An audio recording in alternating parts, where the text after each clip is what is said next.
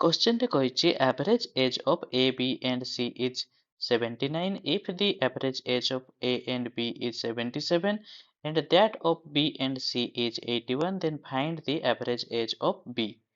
ତାହେଲେ ୟାକୁ ଆମେ ବିନା କାଲକୁଲେସନରେ ମଧ୍ୟ ସଲ୍ଭ କରିପାରିବା। A, B ଆଉ C ର ଆଭରେଜ ହେଲା 79। A ଆଉ B ର ଆଭରେଜ ହେଲା 77 ଯାହାକି ଦିଆଯାଇଥିବା ଆଭରେଜରୁ 2 କମ୍।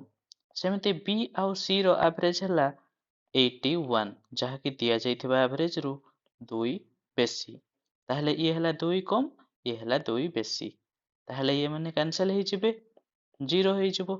ତାହେଲେ ଏଠି ବି ଦେଖ B ଅଛି, ଏଠି ବି B ଅଛି। ତାହେଲେ B ର ଏଜ୍ କେତେ ହେବ? B ର ଏଜ୍ ହେବ ଆମର 79। ଯୋଉ ଆଭରେଜ ଥିଲା ତାହା ହିଁ B ର ଏଜ୍ ହେବ।